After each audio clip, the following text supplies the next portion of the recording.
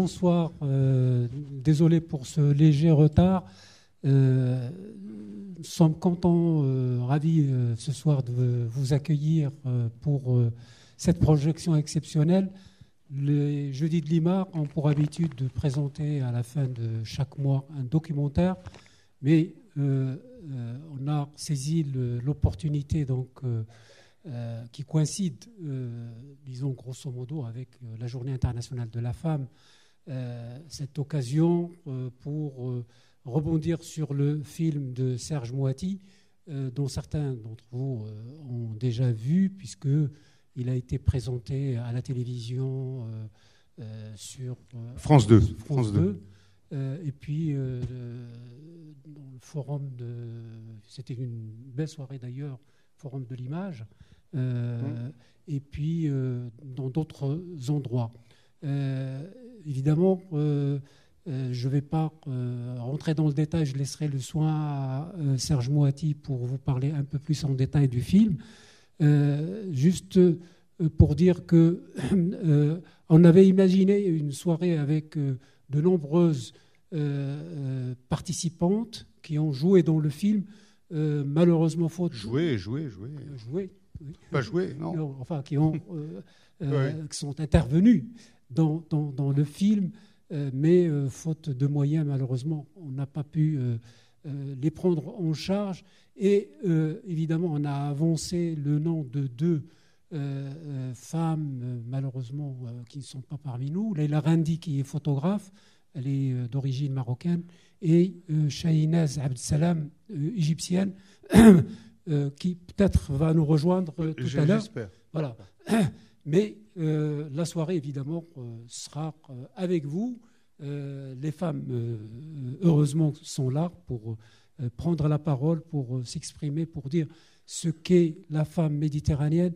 Parce que moi, à mon sens, ce concept de femme méditerranéenne est un concept récent, puisque avant on parlait beaucoup plus de la femme du tiers-monde.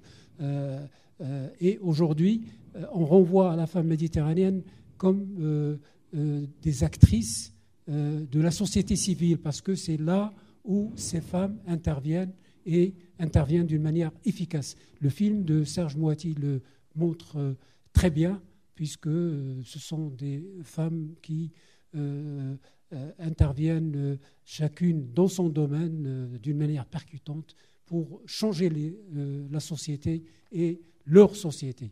Voilà, juste un rappel, et aussi c'est une opportunité, à l'occasion du Printemps des poètes, l'Institut du monde arabe organise dimanche prochain un après-midi poétique en présence de nombreux poètes, poétesses, et évidemment il y a une partie artistique qui est très intéressante avec une soprano palestinienne dont le père est palestinien, la mère est japonaise, et aussi on a une pianiste virtuose qui va interpréter Chopin, ainsi que d'autres poètes qui viennent du monde arabe.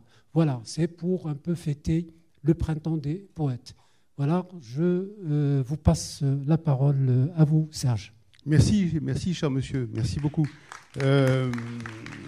Monsieur le président de l'IMA, que je salue, chère Monique Lang, que je salue aussi, merci de nous accueillir et d'accueillir ce film.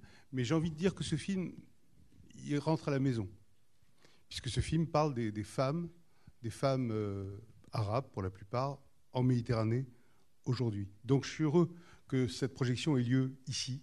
Ça me touche beaucoup. Et vous avez je trouve une formidable initiative qu'on vous présente ce film ici. Je sais que même si elles ne sont pas là, elles le savent, elles le sentent. On se communique beaucoup, on se parle beaucoup. Et c'est important qu'elles sachent, oui, que vous êtes là et que vous allez les voir et que vous allez dialoguer avec elles à travers ce film.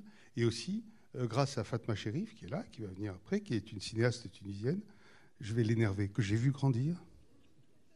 Et c'est rien, dont j'aime beaucoup la maman. J'en suis à l'âge où j'aime les mamans et les grandes mères, en général, des jeunes cinéastes, donc ça me fait très plaisir.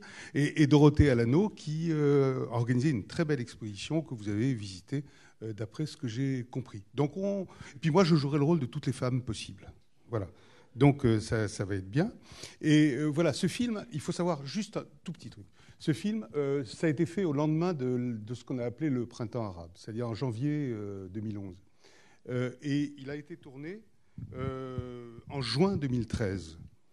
Il faut savoir qu'il a été tourné à un moment où c'était plus le printemps arabe. La première idée est venue au moment où j'étais dans les rues de Tunis, comme ça, et je voyais ces foules, et je voyais ces manifs, et j'étais de tout cœur avec, comme tellement d'autres, bouleversé par ce qui se passait, bouleversé. J'étais tellement heureux de voir ça, on n'y croyait pas nos yeux. Ce qu'on a appelé le printemps arabe, cette révolte populaire, en fait, cette révolte de la dignité, comme ça. Tunisie. J'étais très fier que ce soit en Tunisie, car, confidence pour confidence, je suis né en Tunisie. Mais on n'en parle pas, on passe à autre chose. Et donc j'étais très, très heureux et très fier que la Tunisie, encore une fois, donne comme ça, le déclenchement. Et ensuite, le film a été tourné quelques mois après, mais c'était plus le printemps arabe. C'était plus le printemps arabe, c'était ce qu'on a appelé l'hiver islamiste. Égypte, Tunisie, même combat, toujours la Tunisie d'abord, bon, et l'Égypte. Et donc, ça a été, vous verrez, ce film est imprégné à la fois de cette espérance et aussi de cette mélancolie qui date du temps du tournage. Le film a été tourné, vous voyez, vous allez comprendre, Tunisie, Égypte, Maroc, Israël. Je ne sais pas s'ils ont gardé dans cette version l'Italie et l'Espagne. Et l'Italie et l'Espagne, mais je ne sais pas parce que je crois que vous allez voir une version courte parce que vous vouliez une version de 52 minutes. Donc je ne sais pas s'ils ont gardé ça. Mais en tout cas, je sais qu'il y a 3 jeunes femmes tunisiennes formidables, Emel Matlouti, qui est la chanteuse iconique, qui s'est mise à chanter dans la foule de janvier 2011, sortie de nulle part, comme ça, elle se lève et elle chante. Et elle est là, dans le film. Faouzia Zouari, qui est une écrivaine formidable, que vous connaissez, monsieur, hein, et Amira Chebli, qui est une danseuse, une comédienne, qui parle évidemment, elle, du corps et de la danse dans un pays comme celui-là, du temps des islamistes. Il y a en Égypte, nous avons rencontré la dame qui devait être là ce soir, mais qui a l'air empêchée, mais qui va peut-être nous rejoindre à la fin, Shahinaz Abdel Salam, qui est ingénieure, activiste et blogueuse à la fois. Je ne sais pas dans quel sens il faut le dire. Blogueuse, activiste, ingénieure, tout ça. Samira Ibrahim, vous savez, Samira Ibrahim, je ne sais pas si vous vous souvenez d'elle, c'est cette jeune femme de la place Tahrir qui a été embarquée par les flics et à qui on a fait subir le pire des outrages, peut-être le pire des viols, à qui on a fait subir un test de virginité par les flics dans une arrière-salle comme ça, obscure, du musée du Caire. Et donc, elle témoigne dans ce film. Et il y a aussi, on a tourné en Israël avec Daphne Leaf. C'était la grande époque aussi en Israël. Comme ça, tout ça, et ces femmes se communiquaient entre elles. Daphne Leaf, qui était la leader de la révolte des tentes, qui a secoué profondément Israël. Et là, il y a son amie aussi qui s'appelle Asma Agbarié, qui est la chef du parti Da'am. C'est la partie arabe, qui est un parti d'extrême gauche. Et vous verrez leur combat commun. Leur combat commun qui est, je trouve, magnifique. Au Maroc, il y a Majida Katari, qui est une artiste, styliste, belle, douée, évidemment. Pourquoi vous vous marrez, hein? Bon. C'est une amie. C'est une amie, d'accord. Sur le voile. D'accord. Et Aïcha Eshema, elle travaille beaucoup sur le corps des femmes et le voile des femmes. Et Aïcha Eshema, qui est une femme associative magnifique, qui s'occupe de ce qu'on appelle, c'est affreux à dire, pardon, hein, j'utilise l'expression telle qu'elle existe, les bâtards au Maroc. Vous connaissez la situation de ce qu'on appelle les bâtards au Maroc. Elle combat magnifiquement pour la dignité de ces enfants qui n'ont même pas de nom. C'est terrible son combat et c'est magnifique ce que fait cette dame. Vous verrez, c'est une femme pour laquelle j'ai beaucoup d'admiration. Voilà, j'ai terminé. Je sais que vous pourriez m'écouter des heures, mais je ne le fais pas. Non, on va voir le film.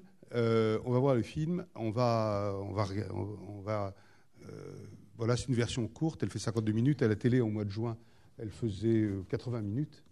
Et donc, je ne sais pas exactement ce qu'ils ont coupé. Je ne sais pas, mais pas en tout cas ce que je vous ai présenté. Et donc voilà, et puis on se retrouve à la fin, ça me ferait très plaisir qu'on échange avec Fatma, avec Madame Dorothée Alano, enfin qu'on échange, hein, ça nous ferait très plaisir, même rapidement, hein, de parler avec vous. Je vous remercie beaucoup d'être là et je vous souhaite une très, très bonne projection. Et on pense à ces femmes de Méditerranée.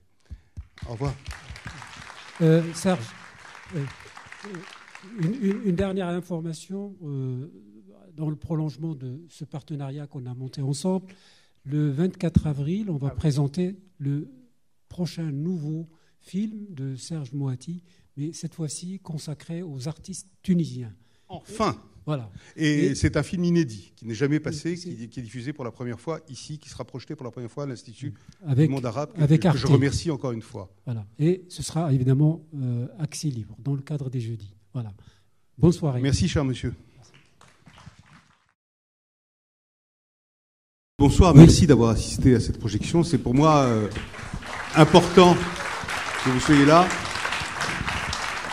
Et j'ai été moi-même très très heureux de voir ce film que je n'avais pas vu depuis le mois de juin 2013. Donc merci beaucoup. Et si vous avez applaudi, les applaudissements vont de l'autre côté de la Méditerranée aussi, évidemment.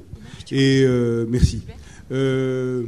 Je disais simplement, on avait dit que c'était une version de 52 minutes, on m'avait dit ça. Pas du tout, ça a duré plus longtemps. Et merci de ne pas être parti en cours de route, parce qu'à 52 minutes pile, vous auriez pu vous lever et partir. Non, en tout cas, merci beaucoup. Merci beaucoup. Et voilà. Donc, je ne sais pas comment on peut procéder. Est-ce qu'on peut avoir un peu plus de lumière, parce que nous, on est vraiment un peu aveuglés par les projecteurs. Ah oui, peut-être. Voilà. Mais en attendant que le technicien nous donne de la lumière, je voudrais quand même revenir sur le film et puis montrer que les femmes que vous avez choisies, on ne voit pas les Algériennes. Je crois qu'il n'y a pas de femmes algériennes. C'est pourquoi. Est-ce que vous n'avez pas trouvé? Est-ce que Non, je n'ai pas cherché. Voilà. Je n'ai pas cherché parce qu'il y a, comme vous le savez. Oui. Excusez-moi, on va passer le micro tout à l'heure pour les questions, mais c'est une question peut-être qui reviendra tout à l'heure. C'est pour cela que j'ai anticipé pour poser la question à Serge Moati. C'est vrai que la Méditerranée, elle est vaste, elle va, oui. Mais on peut pas parler parce que il y a évidemment la femme algérienne, elle est importante, Bien sa sûr. présence justement dans ce mouvement, cette lame de fond qu'a connu le monde arabe, elle est importante, ne serait-ce que par l'histoire aussi, parce que beaucoup de femmes se revendiquent justement de la révolution algérienne comme précédent. Et j'ai compris. Voilà. J'ai compris. Mais c'est une question. J'ai compris, mais je n'ai pas cherché. Je n'ai pas cherché. Est-ce que ça ne vous a pas échappé qu'il n'y a pas eu de printemps arabe en Algérie? Il y a sûrement et évidemment. Bon, moi, si c'est ça le débat, je préfère pas. Oui. C'est un choix. Non. Je l'assume totalement. Je n'ai pas filmé en Algérie. S'il vous plaît, je pouvais pas aller partout. Oui. Voilà. Donc voilà. Voilà. S'il vous plaît, on va mettre un peu d'ordre, parce que. Oui, je compte sur vous parce que moi je sais animer les débats, mais il faut qu'il y ait quelqu'un qui le fasse à ma place. D'accord. Alors, si vous permettez, je vais d'abord passer la parole à Fatma pour nous parler un peu aussi de son travail en tant que femme réalisatrice et le regard qu'elle porte justement sur son pays et comment elle voit un peu le film de Serge Moati et qu'est-ce qu'il a réveillé auprès du public qu'il a déjà vu et comment elle perçoit cette question. Je vais juste revenir 2 secondes pour apaiser les choses sur l'Algérie. Je pense que, c'est-à-dire le choix, je ne vais pas parler à ta place, Serge, mais je pense que le choix n'est pas forcément important de tirer la Tunisie ou l'Algérie ou le Maroc. C'est-à-dire, en tant que maghrébine et méditerranéenne, on se reconnaît toutes dans ce combat des femmes et c'est ça le plus important, je crois. Et à ce moment-là, c'est ces pays-là qui ont fait l'actualité et je pense que c'est pour ça qu'il y a eu ce choix-là. Voilà, mais je pense qu'on partage toutes les mêmes préoccupations et des 2 côtés de la Méditerranée et il le montre bien dans le film et c'est ça qui est important. Donc, vaut mieux être solidaire que dans la recherche. Maintenant, sur le film, moi, qu'est-ce que je vais dire Écoute, déjà, c'est des images fortes parce que ça nous rappelle les moments qui sont pas si loin, mais en fait qui paraissent hyper loin. Et c'est hyper touchant. C'est-à-dire, c'est comme si vraiment c'était de l'histoire ancienne. C'est-à-dire, moi, j'ai encore les larmes aux yeux quand je vois les images de la révolution tunisienne et je vois Emel chanter. Même si je les ai vues des milliers et des milliers de fois, et c'est fou, c'est encore touchant. Maintenant, je dirais aussi quelque chose par rapport à aujourd'hui, c'est-à-dire, moi, personnellement, j'ai jamais vécu l'hiver de la révolution. C'est-à-dire, à un moment, j'ai pas parlé de printemps arabe parce que je pense le mot juste pour moi, même si on le met en doute, c'est la révolution. Et la révolution, elle est en marche. Le combat est encore long, mais j'y crois profondément. Et jusque-là, je peux parler pour la Tunisie, en tous les cas, que je connais bien, et j'espère pour tout le reste du monde arabe et autour de la Méditerranée. C'est voilà, la révolution, elle est là. Il y a eu un vrai changement, comme disent les filles. On s'est débarrassé de notre peur, et c'est ça le plus important. Et ça, c'est l'élan vers l'avant. Maintenant, le combat continue, et ça va prendre des années. Voilà. Peut-être pour... Alors Serge, combien de temps vous a pris justement la réalisation de ce film? Parce que vous avez parcouru quand même pas mal de pays, et j'imagine que c'est un travail de terrain, un travail de contact. Voilà. Ça a été long et par petits bouts. Quelques mois. Non, ça marche pas, si.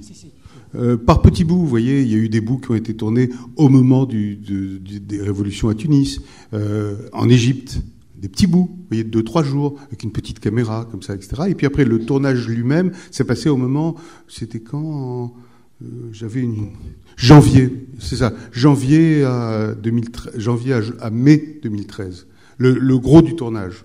Mais avant, c'était des petits bouts, vous voyez. C'est ce qu'on voit d'ailleurs dans le film, hein. Il y a des dates par moment, des trucs comme ça. Vous voyez, et ça a été un périple formidablement émouvant pour moi. J'ai rencontré des femmes que j'ai trouvées magnifiques. Magnifiques. Elles sont, je trouve, sublimes. Enfin, combien de fois j'ai pleuré pendant le tournage en filmant. Vous savez, celle qui m'a fait le plus pleurer, c'est une confidence comme ça. Celle qui m'a fait le plus pleurer, c'est la petite Marocaine qui dit: mon fils, là, celui qu'on appelle le bâtard, il sera Premier ministre. Et là, je me suis mis comme un con à pleurer. Et elle aussi. Donc on n'arrivait plus à se quitter. Après, elle pleurait, je pleurais. Et vraiment, c'était formidable. Mais il y a eu beaucoup de moments comme ça, très forts, d'affection pure. Vraiment, j'ai été bouleversé, et j'espère que ce film témoigne de cette émotion et de ce respect. Voilà, c'est ce que je veux dire. Très bien. Voilà. Et vous avez rencontré... Si je peux témoigner, effectivement, nous, ce film a été très important. On était en train de préparer l'exposition, et on voulait tourner un film, et on voulait faire des témoignages, et on voulait faire venir des gens, et on voulait justement soutenir l'après-révolution, parce qu'on croisait en Tunisie des personnes qui disaient: mais on nous demande de faire une révolution en 2 mois, en 3 mois, de tout changer, il va nous falloir du temps, et on nous demande déjà des comptes. Et il est vrai, quand on a travaillé, chaque personne qui venait sur ce projet, la première chose qu'on faisait, c'était de vous passer ce film. Ah oui. Parce que on disait, finalement, c'est une manière de savoir pourquoi on est là, pourquoi on va travailler, pourquoi on va y passer beaucoup d'énergie, et ça permettait à des femmes, et la première question est effectivement étonnante, parce que justement, on a regroupé, nous, autour de cette exposition, des femmes qui venaient de partout. Donc j'avais une jeune femme qui était d'Afrique, qui a vu une jeune fille qui devait avoir 21 ans, qui était étudiante, et qui me disait: mais c'est le même combat chez nous. Et puis on avait des Italiennes, et puis on avait des Parisiennes, et puis ça a continué pendant toute cette exposition, puisqu'on a assisté à toutes les visites pendant cette exposition L'Envers des corps. Et les témoignages étaient invraisemblables, parce que j'ai eu des femmes de Corée, j'ai eu des femmes des États-Unis qui disaient: mais on est avec elles, on est auprès d'elles, on les écoute, on est attentive. Donc je pense que effectivement le film fait sentir que on peut être plusieurs, et que quand on est plusieurs femmes ensemble, déterminées à quelque chose, effectivement les choses bougent. Oui, on sent d'ailleurs qu'il y a quelque chose qui s'est décoincé dans ces sociétés par une prise de parole, par le travail sur le corps, parce que justement dans le film on le voit, le corps, la nudité est comme manifeste, et ça c'est quelque chose de très important que le film d'ailleurs présente, et moi j'ai perçu le film comme une archive qui va pas vieillir. Il aura toujours son actualité par rapport à cette question de la femme ou des femmes dans les sociétés arabes. Oui. Voilà. Peut-être. Moi, je craignais beaucoup de. Ouais, je craignais. Le film est vieux maintenant. Enfin, vieux. Il a quoi ? 1 an et demi. 1 an et demi. Enfin bon. Et c'était en plein triomphe islamiste. Je me suis dit, qu'est-ce que ça va donner maintenant que, par exemple, en Égypte, c'est plus l'islamisme, mais c'est les militaires. En Tunisie, bon, Nada a été écarté. Bon, on ne sait pas ce qui va se passer demain, mais pour l'instant, c'est ça. Comment on va le percevoir, le film ? Et en fait, je me suis aperçu de ça. C'est peu importe. Je veux dire, c'est ça qui est étonnant, je trouve. C'est ça qui est étonnant. Peu importe. Enfin, bien sûr qu'il y a des attaques précises contre les islamistes, etc.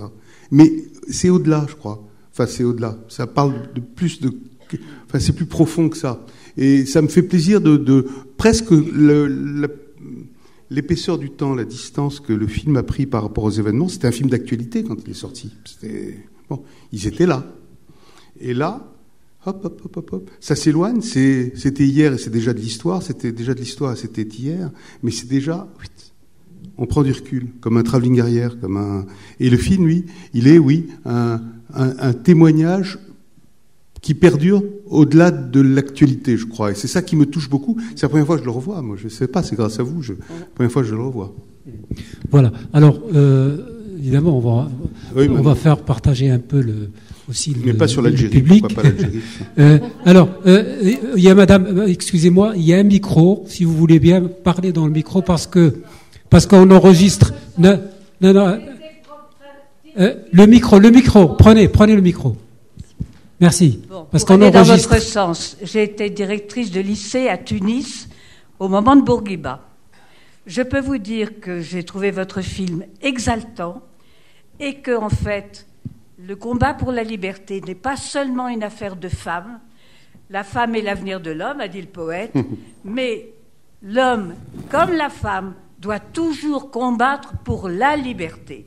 La liberté face au monde et la liberté face à lui-même. Parce qu'il est plein de pièges tout autour, mais nous avons plein de pièges en nous. Bien et sûr. Séparer les hommes et les femmes et exalter les uns au détriment des autres, ça serait une catastrophe. Nous formons un monde qui doit être uni autour de la mer Méditerranée et bien au-delà. Merci, madame. Alors, une autre question. Si vous voulez que je réponde, parce qu'on a déjà abordé cette question lors d'une rencontre justement dans l'exposition, et juste pour répondre à cette dame, effectivement, c'était un des témoignages qu'on avait. C'était nous dans l'exposition, par exemple, c'était une exposition sur les femmes avec une femme, et on a été très entourés d'hommes pour nous aider à la réaliser, et que c'était effectivement l'un des témoignages de Sanat Azimi qui disait non, effectivement, ils sont à nos côtés, donc il n'y a pas une opposition, et c'était peut-être une erreur d'une interprétation d'une certaine forme de féministe à une époque, mais effectivement, c'était pas dans un esprit d'opposition. Mais par contre, les femmes aujourd'hui peut-être parlent plus facilement, osent dire, et la différence, elle est là, elle n'est pas dans s'opposer à un homme, elle est tout simplement à un moment ou à un autre de dire un choix. Oui, madame. Voilà. Bonsoir. J'ai aussi trouvé ce documentaire galvanisant, et surtout à l'Institut du monde arabe. En effet, c'est une très bonne nouvelle qu'il soit diffusé ici. Aussi pour qu'il y ait plus d'expertes, plus de voix féminines dans les programmes de l'Institut du monde arabe qui sont passionnants. Et aussi, ça se sent, ça résonne dans la salle, il y a un certain dynamisme et un certain engagement. Je voulais vous poser une question très spécifiquement par rapport à la place Tahrir. Je ne sais pas si on pourra me répondre exactement.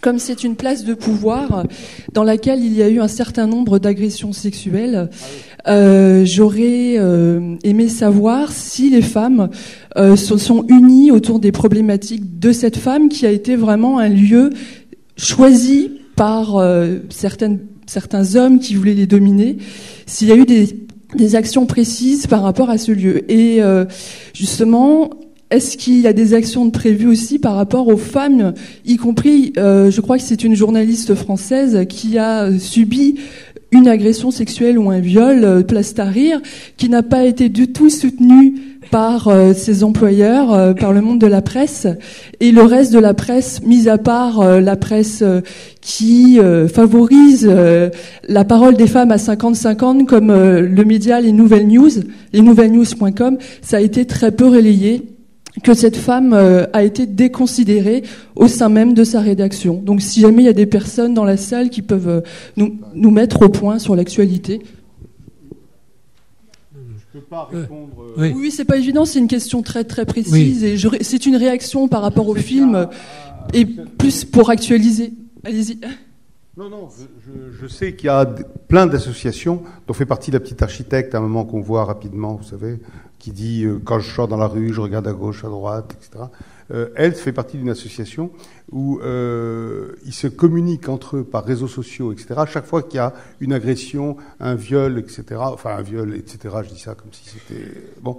Elles se communiquent très vite, et il y a des espèces de garçons qui sont comme des flics qui viennent secourir et tabasser les violeurs et les arrêter. Donc ça, c'est important. C'est une assoce qui fonctionne bien, me dit-on. Les gens sont géolocalisés, portables, etc.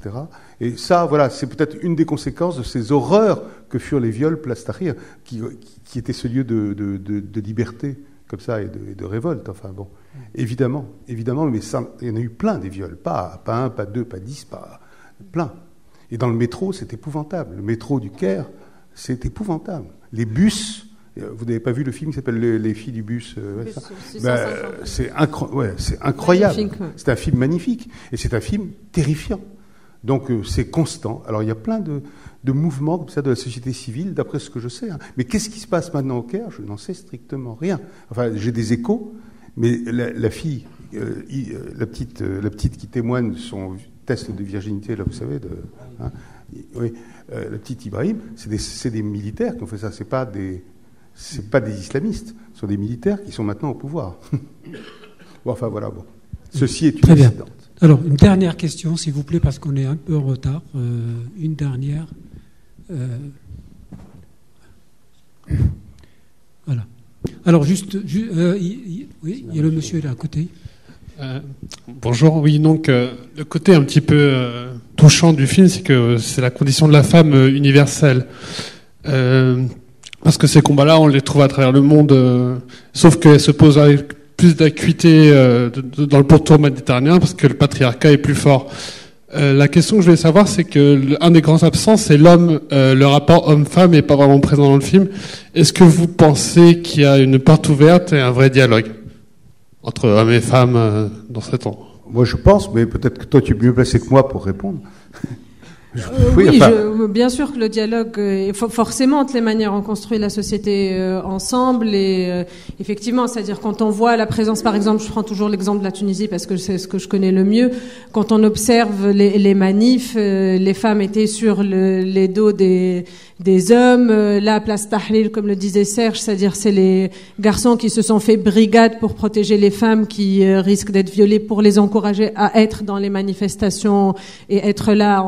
C'est pour être ensemble, quoi, pour construire la société ensemble. On peut pas, voilà. Des pères qui les ont sauvés. Ça, oui. Les pères.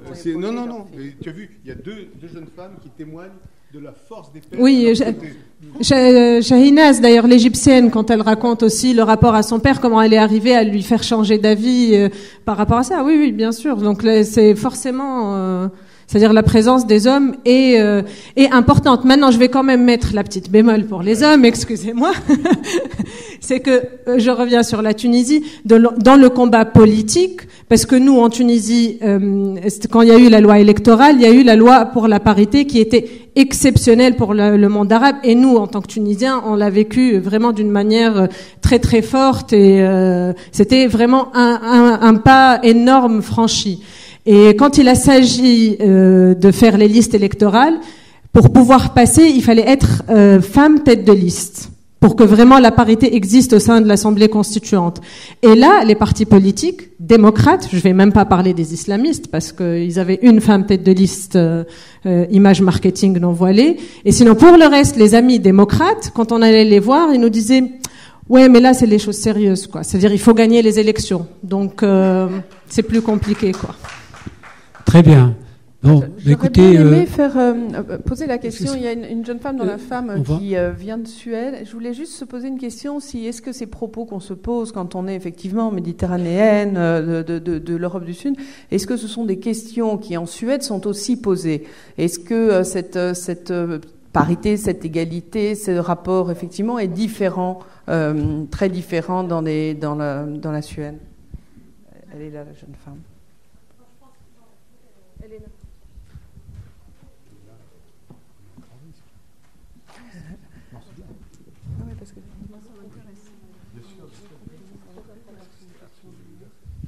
Oui, il y a une volonté, il y a une vraie volonté gouvernementale au sein du gouvernement d'appliquer tout ce qui est la théorie de la diversité et de la parité.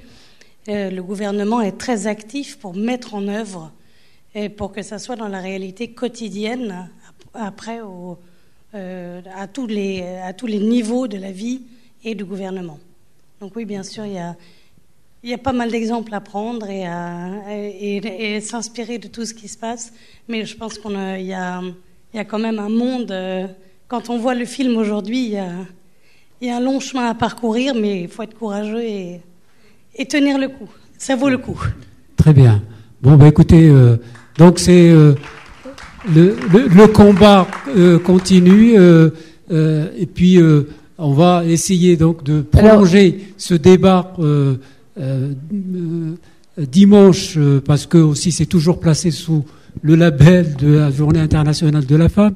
Je remercie Serge Moati d'être parmi nous. Je vous remercie également, et ainsi que Dorothée Delano qui a fait une belle exposition ici à l'Institut. Fatma aussi.